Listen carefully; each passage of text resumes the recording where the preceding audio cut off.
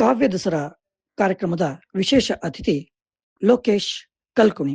ಮಂಡ್ಯ ಜಿಲ್ಲೆಯ ಉದಯೋನ್ಮುಖ ಬರಹಗಾರರಾದ ಲೋಕೇಶ್ ಎಂ ರವರು ಶಿಕ್ಷಕರಾಗಿ ವೃತ್ತಿಯನ್ನು ಆರಂಭಿಸಿ ನಂತರ ಪೊಲೀಸ್ ಹೆಡ್ ಕಾನ್ಸ್ಟೇಬಲ್ ಆಗಿ ಸೇವೆಯನ್ನ ಸಲ್ಲಿಸುತ್ತಿದ್ದಾರೆ.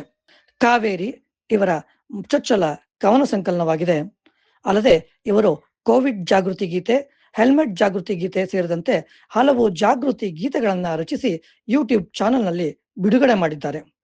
ಇವರಿಗೆ 10 ಪ್ರಶಸ್ತಿ ಪುರಸ್ಕಾರಗಳು ಲಭಿಸಿವೆ. ಮೈಸೂರು ದಸರಾ ಕವಿಗೋಷ್ಠಿ ಹಾಗೂ ಅಖಿಲ ಭಾರತ ಕನ್ನಡ ಸಾಹಿತ್ಯ ಸಮ್ಮೇಳನದ ಕವಿಗೋಷ್ಠಿಗಳಲ್ಲಿ ಕೂಡ ಭಾಗವಹಿಸಿರುವುದು ಇವರ ಹೆಗ್ಗಳಿಕೆ. ಲೋಕೇಶ್ ಕಲ್ಕುಣಿರವರು ವಾಚಿಸುತ್ತಿರುವ ಕವಿತೆ ಮೈಸೂರು ರಾಜರು. ನಮಸ್ಕಾರ ಸ್ನೇಹಿತರೆ, ನಾನು ನಿಮ್ಮ ಲೋಕೇಶ್ ಕಲ್ಕುಣಿ. ಸ್ನೇಹಿತರೆ, ನನ್ನ ಕವಿತೆಯ ಶೀರ್ಷಿಕೆ ಮೈಸೂರು ರಾಜರು. ಕೈ ಬೀಸಿ ಕರೆಯುತ್ತಿರುವುದು ಕಂಗೊಳಿಸುತ್ತಿರುವ ಮೈಸೂರು ಅರಮನೆ. ಜನಸಾಗರವೇ ತುಂಬಿರುವುದು ಇಲ್ಲಿ, ಇದು ಕರುನಾಡಿನ ಯದುರಾಜರ ಮನೆ. ಈ ಸಾಂಸ್ಕೃತಿಕ ನಗರಿಯ ಬೀದಿ ಬೀದಿಗಳಲ್ಲೂ ರಾಜರ ಮೂರ್ತಿಗಳೇ. ಕವಿಗಳ ಕವಿತೆಗಳಲ್ಲಿಯೂ ಈ ದೊರೆಗಳ ಸಾಧನೆಯ ವರ್ಣನೆಗಳೇ. ಕೆರೆ ಕಟ್ಟೆಗಳು, ಜಲಾಶಯಗಳು ಇವರ ಕಾರ್ಯ ಸಾಧನೆಗಳಿಗೆ ಮೈಲುಗಲ್ಲು. ನಾಲ್ವಡಿಯವರ ಹೆಸರುಂಟು ನಾವುಗಳು ತಿನ್ನುವ ಅನ್ನದ ಅಗಳಲ್ಲು. ಸಂಗೀತ ಸಾಹಿತ್ಯ ಇಲ್ಲಿ ಅರಳಿವೆ. ಕವಿ ಪುಂಗರಿಗೆ ಒಲವಿನ ತಾಣ ಇದಾಗಿದೆ.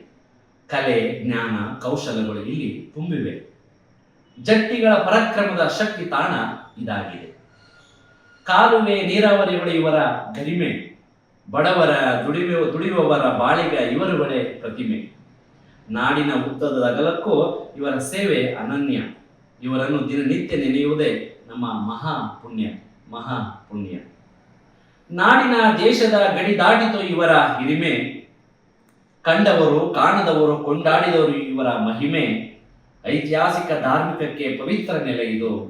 ಈ ದರೆಯು ಇರುವವರೆಗೂ ಈ ಜಗವು ಇವರ ಮರೆಯದು.